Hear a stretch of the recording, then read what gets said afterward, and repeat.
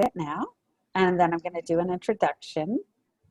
So we are now recording. Great. Okay. So hello and welcome. I've realized I often forget to introduce myself, so I will introduce myself.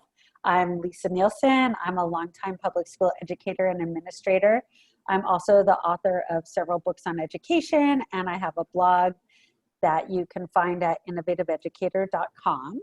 And today I am bringing just one part of a series of conversations where veteran homeschoolers provide unique insights about what it means for students to learn, socialize, and prepare for success in the world without the full support of school.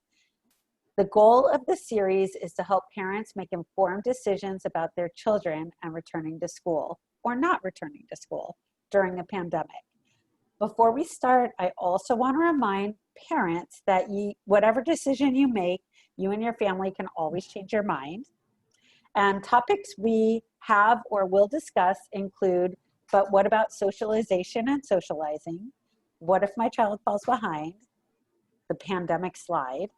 Doesn't my child need the structure of school? And how does this work for working parents, which will be our next and I think final in the series. Today, we are going to discuss a concern some parents have voiced, which is this. What if my child sits around all day playing video games? We have two veteran homeschooling parents with us today, and they've addressed this concern head on and actually found a lot of benefits for their video game playing children in doing so. So to start, I'd like each of the two of you to introduce yourself, share how many children you homeschooled, and then one or two of their favorite video games that they played at some point in their life. So we'll go alphabetical order with Kathy first, by first name, I guess. Yeah, and second. Okay, hi, my name is Kathy. I homeschooled 3 daughters, and this was a while ago because, you know, I'm very old, as you can see. They're all grown-ups now. I don't know that I am speaking as an expert on, you know, how your kids can turn out fantastic if they play video games because, first of all, very small sample size. Second of all, one of my kids never played video games. But third of all, you know, my kids are wonderful people, but I have no idea if they would have been more successful in the real world according to what most people consider success, or like even happier if they hadn't played video games. You know, it's like I'm just going to say some stuff about how I did it and why I did it that way, and how, you know, how we kind of turned out. But I will also say that a lot of people talk about screen time as opposed to video games. And I wanted to mention that there's a lot of screens in the world that have nothing to do with video games. So I was going to address that a little bit too. I don't know exactly what my kids' favorite games were, to be honest. I wasn't super involved. I think it's been a while. I remember there were some games that they liked, but I can almost see them in my mind, but I can't remember the names. Sorry. That's okay. I'm a flop on that. One interesting thing is that, like, parents who are worried about what if my kids play video games all day, that might not even be of interest for some kids, and you bring that up. Yeah. Okay, so Julie, over to you. Hi, I'm Julie. I'm a homeschooling mom of 2 boys, 11 and almost 14, and they are currently homeschooling, unschooling, and playing video games as we speak. And their favorite games in the past and right now have been Minecraft has come and gone and is back, Fortnite, and right now they're big fans of Rainbow Six Siege, it's called. Ooh, I haven't heard of that one. Yes. I think it might also be interesting to share, like, did either of you play video games, or do you play video games currently? Sure. I grew up in the 80s, and we got an Atari right when it came out, and I mastered games like Asteroids and Adventure, and we played and played and played, and my across the street neighbor ended up getting the Sega system when that one came out. And so, you know, we definitely played a lot, and I have currently no interest in playing video games. I mean, I played a lot as a kid, and I have no interest in playing whatsoever. And we also have the virtual reality headset that we got this last year. And oh man, that is just phenomenal. I'm just blown away by the things that we can do on that thing. And still, even though it is so enticing, I still don't spend that much time on it. I don't actually recently haven't spent any Which time one on did you get? it. It's the Oculus Quest. Okay. I think Yeah. Facebook bought Oculus, but I could be remembering that wrong, but it doesn't matter. Okay, Oculus. I just want to jump in myself, and I have a thought. I loved video games when I was a kid. I was born in the 60s, grew up, I guess, in the 70s and 80s. And I mean, I played this football game where the players were just lines, like Yes, minute Coleco. lines. Yeah, okay, I forgot what it was called. And I was just like up, down. I was so into it. And then, you know, when you talk about Atari, and I had something, I don't know if anyone's heard of this one called Intellivision, and we connected these video games to our television, but as opposed to passive TV watching, the video games on the television actually brought my family and I into interacting, where previously they would just all stare at the screen. And so for me at home, the video games were like a way for us to connect and play something in the living room rather than silently staring usually at something that was more of interest to my parents than I. Yeah, and you bring up a good point there, Lisa, is that a lot of people have this idea that video games create isolation and disconnection. And from my experience, and I want to also reiterate what Kathy mentioned earlier, I'm talking about my experience, my family, what worked best for my family, and also on a grander scale, a little bit of what I know in theory about learning and stuff like that. But I see in my family and my kids, I see them making connections when they are playing video games. They are connecting with their friends. They are connecting with people that they've just met. They've connected with children all over the world through the World Schooling Network with Lainey Liberty, and they've connected with us, their parents, the games that we enjoy with them, especially like I said, those the virtual reality games where we can get a little more physical with it and just have a lot of fun with it. And that's what I notice. A greater connection rather than a disconnection. And I think that's really the key here. And after, at the end of this, if you could put Lainey Liberty, who I think I'm saying her name wrong, but it is Liberty, yeah. It's Liberty. Yeah. Liberty. Okay, Yeah. I'm saying it how I've always said in my head, but thank you for saying it how it's actually pronounced. If you could put a link to that afterwards, so that people, I've followed a lot of the work that she's done too. So I think that'll be helpful. Okay, so Kathy, back over to you. Okay, well, I just wanted to say that, you know, being old, first of all, the very first thing I did with a small size computer was game. And it was way back when people were playing Star Trek on office computers.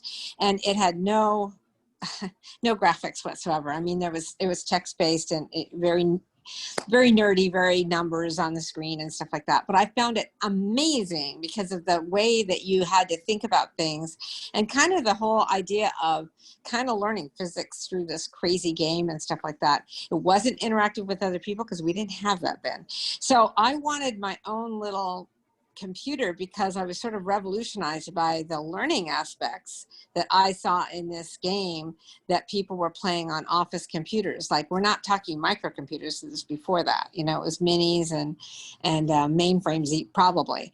Like what year are we talking, or what decade are we talking? We're probably talking, oh boy, I've kind of lost. Early 80s, it sounds like. I think it was definitely not 80s. It was probably like 75, 76, something like that. Okay. We bought our first home computer, which was an Apple II, I believe in 79. but I kind of lusted after it for a few years beforehand and kind of read books about the microcomputer revolution. I met a guy at work. I worked at a place where we made textbooks for children, and a guy came over from Microsoft, I believe. No, it was IBM. It was IBM. And he was helping us with our actual office computer, like something to do with that. But the president of the company wanted him to meet me because I was sort of teaching them about how we could, create learning stuff for microcomputers. This was a coming thing, I thought. And the guy said, "Oh, it's not a coming thing. You're a minority of a minority." Oh my gosh, this IBM fellow said, "You're like the 1% of the 1%. You're never, and it's never going to be big." And I said, "No, it's definitely going to be big. It's going to be huge. And I don't see how you're saying this." Of course, IBM was probably only about a year and a half out from actually starting to produce microcomputers. So this guy for people probably who didn't don't even know, what was IBM doing at that time? Well, he probably just didn't know what his own company was doing because he was, fiddling around with office computers all day. And he wasn't an expert in microcomputers, but he really thought I was super, like a fringe of a fringe, and it was never going to get popular. He said, "What? Why would anyone want to buy these?" And I said, "I don't know. I've got my whole company, going with microcomputers. I'd revolutionized the creative aspect because I was a writer editor, and we were writing textbooks, and we all went to microcomputers from nothing, from typewriters that had a little bit of memory. Oh, So yeah. With the little ball. Yeah. You could have a little bit. Exactly. So, I mean, it's like, so I was a little early on the microcomputer thing, and a lot of what my husband and I did do with it was games, and people would come over, and I was the only house on the block, but I was the only house in the family. I was the only house in my friend group that had a microcomputer. So people would come over, and literally this was their one chance to play this computer game in their whole universe, and they weren't going to go buy a computer in order to play a game. So they would just spend all night. And my husband and I would go, "Well, we've already solved it, on our own. So it was fun visiting with you and watching you do it, but we're going to go to bed." So we go to bed, we get up in the morning, next to you still there. And they're like, "We're almost done. We're going to solve it." So yeah, computer games were important to us, but it wasn't video games. The graphics were horrible. A lot of times a room would be a whole bunch of, exclamation points and a whole bunch of minus signs, a whole bunch of, Yeah.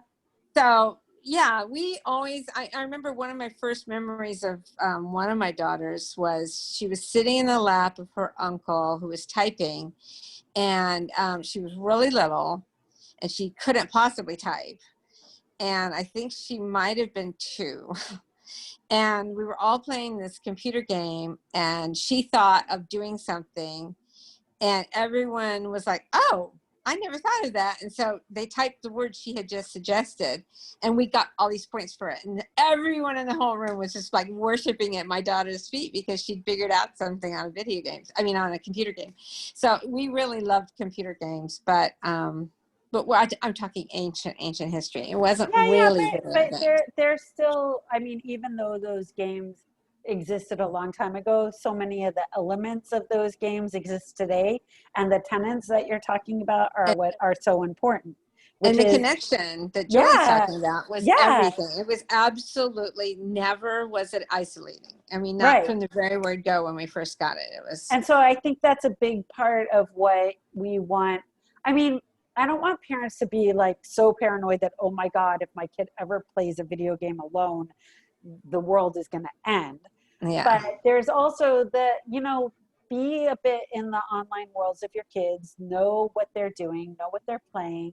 Social might usually be better, and having your family involved at least a little bit and understanding it makes sense. So these are some good lessons for families who are worried, like, what if all my kid wants to do is sit around and play video games? Right. And then go ahead, Kathy. No, I was just going to say one real quick thing. I would never criticize a parent who is worried about her specific kid and his or her specific video game usage, because I had a friend that was very concerned, and all the rest of us for years were saying, well, I'm not, doesn't sound too weird to me. But the thing is, her son was running into some troubles, had nothing to do with the video games, but the video games were a peek into the problem that she was having with him. And she just wasn't able to put into words anything that made us worry, but it really was a problem. And so from now on, from then on, if anyone said that they had real concerns, I'd say, why don't you talk to some experts? Why don't you seek some counseling? Because this might be a problem that you're seeing through the lens of the video game. I don't think the video game is the problem, but there might be a problem. So you should talk to an expert, not me. Right. And I have an expert that I was going to speak about. Her name is Roya Dado. She is Pam Sarugian's, you know Roya. Yeah. She's Pam Sarugian's daughter, grown unschooler, and she's a marriage and family therapist. And I've heard her speak about this also just recently, but multiple times. And she has definitely helped families move through that whole feel, the child truly is isolating themselves, and there absolutely can be problems. I love what Dr. Gabor Mate has said about addiction. He says, passion creates, addiction consumes. And so, it can absolutely be the same thing, and it's not an addiction for one person, and yet it does act like an addiction to another. And he also, in his work, he speaks and writes a lot about connection, and that being somewhat at the root of addiction. And I've heard people who've been through recovery speak about the lack of connection that was at the root of their addiction. And when we talk about connection in parenting, I'm talking about, attachment, like attachment theory, like attachment parenting. And we hear a lot about attachment parenting in the younger years, but we don't hear a lot about attachment parenting and staying connected to your children in the older years. And what I think that often looks like is showing an interest and being genuinely interested in what your kids are interested in and what it is that lights them up. And if we discount that and actively act against their true nature of desire, of what they really want, that's going to create a disconnect. And Roya pointed this out recently, which I hadn't even thought of, but it goes even deeper than that. When we discount and dismiss their desires and their true things that light them up, they're going to internalize that. They can anyway. They could internalize that, and they could bring that to other areas in their life where they start to question, well, do I really want to do this? Like, is this really something that I'm excited about? Because I was excited about those video games, but my parents told me that I shouldn't be excited about those. So maybe this thing that I'm excited about over here really isn't. Like, I could see how that sets a stage for continued distrust throughout the future. And self-distrust, which is the worst kind of distrust there is. Yeah. Well, and something that you're saying, Julie, is one of the incredibly important parts of this is having conversations with your kids and knowing your children and being able to see if the video game issue, if it is an issue, is leading to something else that you need to investigate. Right. Like the woman who I mentioned, she tried to talk to her son about what was happening, but it was so hard.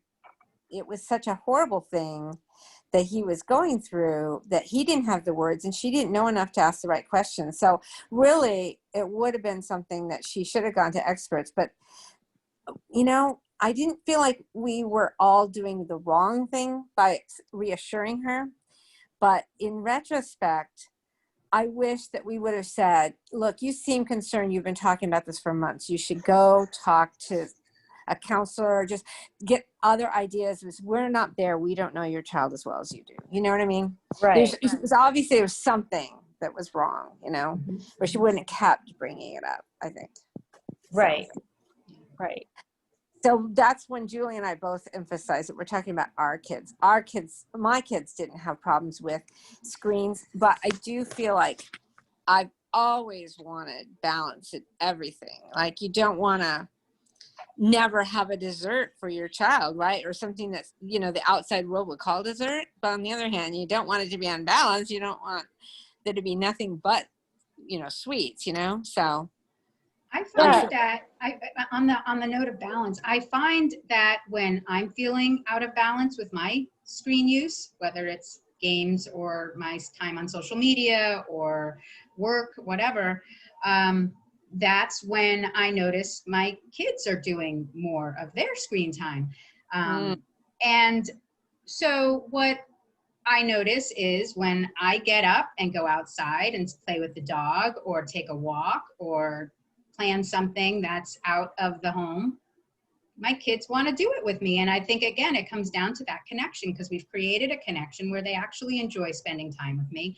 And I'm not doing these things because I want them to get up and get out, because I'm putting pressure on them and judging them for not having done these things, but because, hey, you know, I feel like my body needs a little stretch. You guys want to join me? You know, like, it's a different perspective. It's, you know, had I walked into their room and said, you guys have been on the computer all day long, you guys really need to get outside and get some exercise, they're not gonna take too kindly to that. But if I come in and I'm like, oh gosh, I've been on the computer all morning, I can feel it in my neck and in my eyes.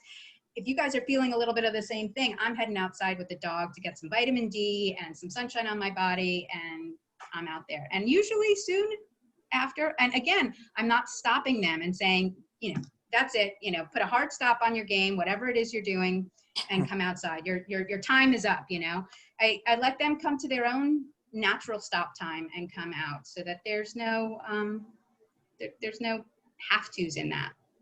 Well, within respectful parenting, I'm certain that there's times where you probably do have to tell them ahead of time, maybe Oh, by yeah. the morning. Yeah, There's of going to be a course. stop time this time, because there's Right, a dental appointment we can't miss. right. You know, we Absolutely. have to pay And in for it, those, even if you don't right. go. And you guys do need your teeth Yeah, checked and once in a year. those cases, I give them plenty of warning, and that's Exactly. exactly how you know, it gets them ready to go. And Exactly. and because I don't demand it of them arbitrarily outside of those times, when it is like, hey, this is a really this time it's a yes, this has to be done by this time. And again, it's a yes, it has to be done by this time, not a no, you can't do this anymore. Like, it's still a different way to frame it, you know. So we're So, yeah, go unschoolers. ahead. Julie and I are unschoolers, and that it kind of goes to the idea of strewing, which you probably know, Lisa. The idea of I strewing. do, but can you, because people who Okay. are watching this, Yeah. actually, if you could say what unschooling is Okay. and then screwing. Unschooling is when you decide to homeschool your kids by not, quote, sending them to school. You're keeping them at home, but instead of replicating school in the home, where you have maybe workspaces, desks, textbooks, assignments, maybe Curriculum. curriculum, pre-planned curriculum. Instead of doing any of that, you're doing more child-led usually, or at least family-driven. My one daughter wanted to learn geology type stuff at age 8, and she never went back to it. It's probably not really in anyone's curriculum at age 8, never again. And it's just when it hit her, and she did it really hard and really sudden for like 9 months, and then she was over it for the rest of her life. And she has this really great rock collection that she does bring out, so it's not like completely gone from I her think life. I did that too. Yeah. I got a rock tumbling machine, and I was so into it. And she doesn't really remember most of the terms that she learned and stuff like that. And it's okay that she doesn't. She could look it up if she ever wanted to know it, right? She probably knows some stuff. But anyway, so unschooling is when you kind of do things when you're passionate about it, and with the knowledge that you might not remember everything, but you wouldn't remember everything that you learned in school either. And you can always look it up again and stuff. What strewing is if you think of a thing that you're pretty sure your kids are going to be interested in, or if you see a game that you think is going to be really up their alley, or you got a new book about something that they've been interested in.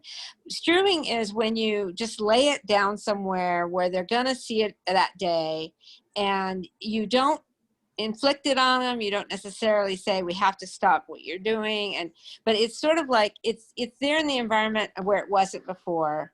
And sometimes just cycling old toys that they haven't played in a long time, and you're getting something out of the garage and you go, oh man, that seems like they might like that again. They haven't seen that in a long time. Let's take it out. That can be Strewing too. But anyways, and a lot of times when the kids see something like that in their environment, they often, when they're restive anyways, when they're kind of done with whatever they're doing, or they're having an argument with each other, they sometimes pick up the thing that you laid out and they get really into it, or sometimes they don't, but it's fine either way. What I was going to say about Strewing is Julie mentioned that she needs something for her body. I have always felt that most addictive thing to the kids is whatever the parents are doing. And I know it's probably because we were an attachment household, but a lot of times I would plan something with a friend that I never get to see, and she'd go, oh, well, let's, our kids are going to get together. We're going to get together. She goes, let's do some stuff that the kids can do together with us, and that'd be really fun to prepare some. So the kids get really into preparing it, but then when we get there, they're like, oh man, let's just visit and catch up, which is great, right? So after a while, my friend would go, oh, we're probably not going to do, and I said, well, let's do it, you and me. We can still chat. Oh man, the kids are just like honest like glue. I mean, they didn't want to do it when we first got there, but as soon as we start doing it, it's like they're right there. It seemed like very addictive at every age, 13, 8, all the ages, Do you find that, Julie? I do. I definitely recognize that happening as well, for sure. There's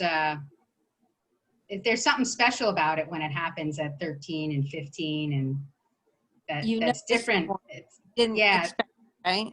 Yeah, it's different. It's different than that 9-year-old, and younger child that, but when they get in those tween years and they're still doing it, man, that's just, wow. Yeah, that's my goal. That's my goal. And we're right there, I'm curious, because you still have young kids, Julie. Do you ever do anything with your kids with video games? Do I like playing with them? Yeah, or how do you have interaction with them with video games? So some of their video games are not pleasing. Even playing, but just like saying like, oh, what happened in that? Right, exactly. So yeah, so some of the video games are not easy for me to sit down and watch with them, or, because my video interaction interface it doesn't gel with the way my brain works. I'm like, I can't look at that for that long. But I talk to them about what they're doing. I hear about their characters and their skins and the points and the monies that they're earning. And I talk about are they earning real money? No, not real money. No, the in-game money. Okay. And I talk about their triumphs and their things that really upset them. The social emotional learning that's going on there is just enormous right now. I see my boys, they share a room and their gaming setups are opposite each other. And they, when one of them's in trouble, the other one comes, and, they're brothers. They have their brotherly quarrels, but I've noticed that gaming has brought them closer together. They, they're definitely there for each other when one gets slighted in a game. And then, if they're not actively discussing a game with me or actively, communicating with me about their games, then I'm still connecting with them by, checking in with them and saying, are you hungry? Would you, can I bring you some water? Or just letting them know that I care about them, and, and just walking by and giving them a little, peck on the, kiss on the kepi, as we say, when, just a little kiss on the head, and just let them know that I'm there and I love them and I see them and I see what they're doing and that's fine. And I'm not And going to so change. like Yeah. parents who sent their kids to school all their life, they're imagining now, my children are just in their room playing games and you're going to kiss them and bring them food and my kids' brains are going to rot. Like, Right. No, yeah, I get it. Actually, we can't bring food in because we're having a major ant problem. So there's no food in the bedrooms, but there is water. And then, I do come in and check in and see if they're hungry. But yes, if we were in a situation where they could carefully and cleanly eat near their workspace, I would absolutely allow it. I don't have a problem with it other than the cleanliness aspect right now. Yeah, it does seem like bonkers to some parents to even imagine that. Like, would I really do that? Like, how can I do that? And it's definitely, and I know Sue talks about this, it's letting go of fears that we're hearing. I want to briefly say that, we hear all these fears about the way that video games can fry your brain, but that the science, the research and the science proves differently. And I know this because my husband just took a job at Achille International, which is the very first video game pharmaceutical company, digital pharmaceutical company. Yes. They just got FDA approval for their game. I forget what it's called. I want to feel like Endeavor. Yes, it's called Endeavor. And it's for ADHD, and they're working on, and there are other companies out there doing the same kind of work. It's going to be a competitive market eventually. I can see that happening. And there are other areas of, where brain health could be improved, things like depression and dementia. There are lots of possibilities for this kind of medicine. So absolutely, video games are good for your brain. And our armed forces have been using video games for years to hone acuity and brain skills and attention. And so I don't see that happening. Parents who their kids are playing, now I can't remember the name of that game that parents are so afraid of, but you're just killing everyone. It's like those massive first-person shooters games. Yeah, they call them first-person. Yeah. So the kids are playing, my kid is just playing the first-person shooter game all day, all night. This can't be good for them. What advice do you have for those parents? Either of you? First-person shooter games aren't my favorite personally. Right. I had girls, and they really never got into it much. A little bit. I mean, there was something, Assassin's Creed or some sort of, I can't remember the names of them, but there probably was some sort of battles or something, but it's not what I see when I see articles about first-person shooter games. It's not shooting Nazis. Oh, it's not, my friend just told me Grand Theft Auto. That's what I call it. Oh, Grand Theft Auto. Okay. Anyway, so yeah, I really do think that it's not my favorite genre. So I know that I probably would talk to my kids about it if they were really into it, because I think the whole thing, everything in parenting should be up for discussion, right? I mean, so I would probably say, oh, I have concerns and, and this is my legit feeling about this. I'm a little anxious about this and that. And then I would read articles and they would tell me how they feel. And probably there would be, some sort of understanding, and I'm not saying it would go my way either. Right. I remember I wanted to kind of limit how much commercial TV my kids saw, just because it seemed like kind of a rabbit hole where you're very, you're not interactive at all. You're just kind of consuming. And it seemed like, I'm not sure how much I would love that to be a thing that they do. And since we were home all day, we were right there with the TV. So we didn't really do much of it. But boy, my kids, once they were a certain age, they were firm with me. And they said, it was like maybe 14 or something. We're going to start watching this one show. And I just thought I would do you the respect of telling you that we're going to start watching this show. I was like, really? Well, tell me about it. And then they told me why they want to see it. And it was kind of something really memorable at the time, in MTV or something like that. And they wanted to watch it, and they had reasons. And I was like, Okay. Okay. I'm gonna watch it with you because I have a little concern with it. And they go, oh, that's fine. And so, Yeah. we worked it out. It didn't really go quote my way. It kind of, but it was fine. It's like a matter of discussing with your kids when something comes up, That's how I Absolutely. felt. Yeah, absolutely. If you have concerns, I would definitely suggest having conversations with your kids about it. That's such an important thing. I do have boys, and I remember when they were little, but I used to be a school teacher in a past life, this real life actually. But yeah, I was a school teacher, and I actually this was before Columbine, and I actually almost got fired for having a no gun policy in my classroom because they called it values education. And at the time, and I believe it's still a part of like the teachers union contract thing, is that you're not supposed to teach your own values in your class. Because children have different values at home.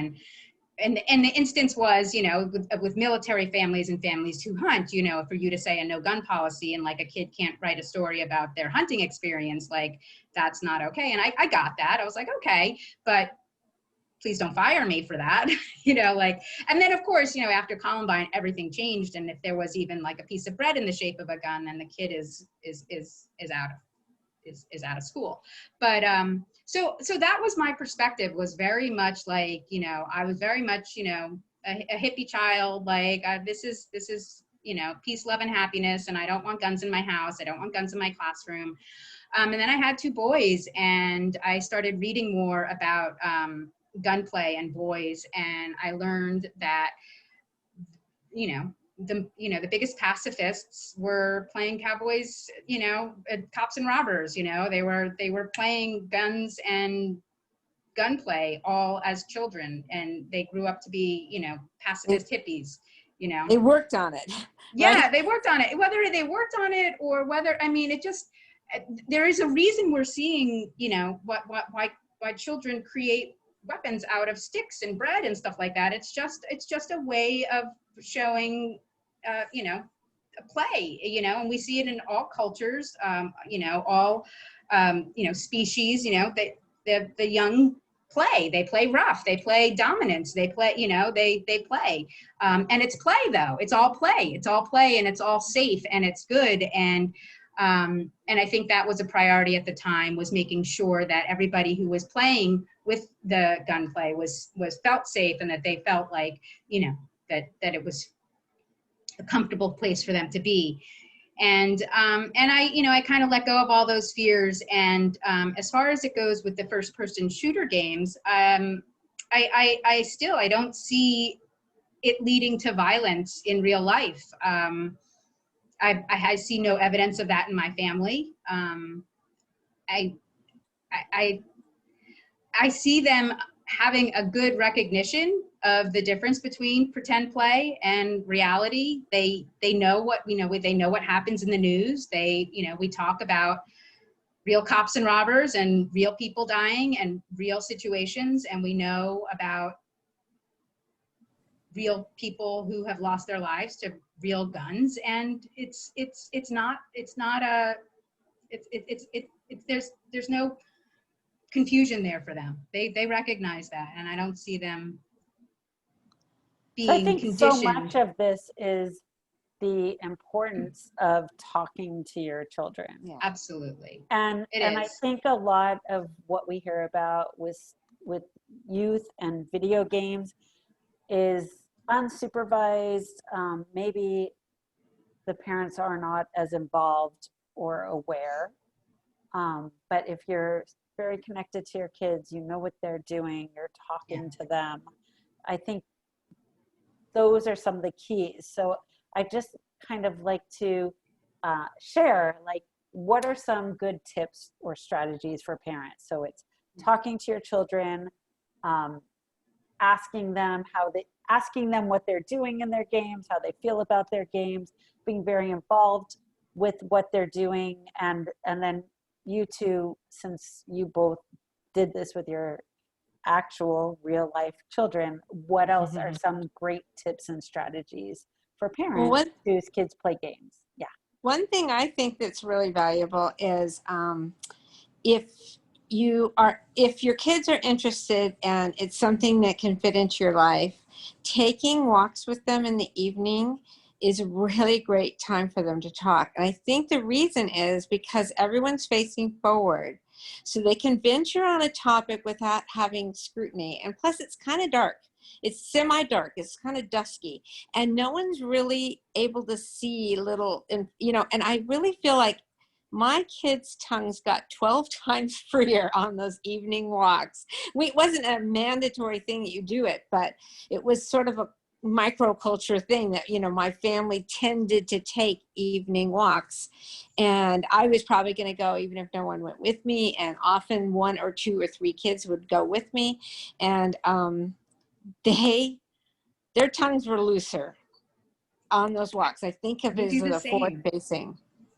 Yes, we do the same. I totally agree. I Do totally you? agree. Yeah, yeah, we do.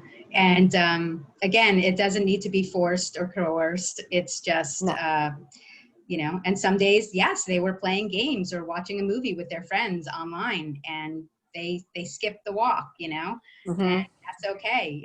That's totally fine. They're at an age where they're old enough to stay home alone, and Yeah. my husband and I together can go on a walk, and it's Yeah. fine. What you're both talking about is something I like to say is you inspired rather than required them to do something. And when people are inspired, it's such a better experience, I think. And then I'm also just thinking about other technologies, like if you all have smartphones or Fitbits or smartwatches or whatever, and you want to do that 10,000 steps a day, and you just have that in your conversation of, if we want to be healthy, we're going to do 10,000 steps a day. And Right. so, did you get your 10,000? Hey, you want to get your 10,000 with me? Yeah, there's let's so go many great together. apps out there for Yeah, fitness, and that's another thing. I mean, there's an app for everything, and we know that, right? There's an app for right. that, right? And so there's an app for learning. When people ask about, oh, how are they going to know the basics? Well, there's an app for that, and organizational skills. There's an app for that too, and exercise. There's an app for that. There's definitely technology has so many ways of supporting and improving our lives. And yes, investigating all the various ways that technology, there's the YouTube channels that there's so much amazing inspirational content out there that have inspired my kids on a number of occasions to do projects and create videos and do all kinds of things on their own. It's just there's just a lot of really great inspiring content out there. So I think the strategies we've come, I guess there's one big strategy is just try to find some time where you're talking to your children each day. Connecting, yeah. Yeah, where you're talking and connecting. I would say there's 2 other times I want to mention. One is bedtime. I always read to them at bedtime, but Same. often, and I would read nonfiction. I'd read magazine articles, and I'd also read fiction. And often, big old conversations would happen then. And it's not exactly that your kids are trying to get out of going to bed on time, quote on time. For homeschooling, it's not that big a deal when they go to sleep, but there's something to do with, I think maybe the human need to process the day's events, or just loose lips. It's like a time when we're gearing down, and therefore they have more time to talk. The second thing I'd mention is whenever we were running errands and the kids were all belted in the back and I was in the front, and we'd have some pretty good music pounding, my kids would forget I was there, and I'd hear the weirdest, most in-depth stuff about their friends and stuff. I'm like, once in a while, I'd actually feel like I need to, as a moral person, remind them, I can hear. I'm not deaf, actually. You want to be saying this in front of me? It's so funny. It's like you really do hear a lot of the things that your kids care about or think as they're saying it to each other when you're driving. Right. So I think those 3 moments for sure. I agree that, the bedtime And I used to think I was going to write a memoir called Conversations in the Rear View, you know, like, because like the moments in, you know, those in not only the ones that we overhear our kids, but the conversations, like you were saying, with the family walks in the evening, you're all facing forward. You're not, you know, you have like a little bit of a, Yeah. a buffer there so that you can be a little more exposed. And for sure, I agree. And I love how you put that those, you know, you take advantage of those moments, and they become, and we talked about earlier about routine and rhythm, and those are part of the, you know, our structure. That's how our structure is, that routine and rhythm of our days, where those are the touch points of our days, for sure. All right, so I'm not surprised you both have such good advice, and it's simple in a way. Yeah. So thank you so much for taking some time out of your evening. It's super fun for me. You said things that just seem so obvious, but they weren't obvious to me before you said them, and hopefully for other families as well. And again, we're having this conversation during a pandemic, and I want to really ensure families that if you decide it's more safe to have your kids at home, it's going to be okay if you listen to people like Kathy and Julie, who have this great advice because they've done it for a long time. So thank you both very much. I'm going to end our Facebook Live, and then I'm going to Okay. end our recording, maybe. Okay. So I'm stopping the live stream. Yep.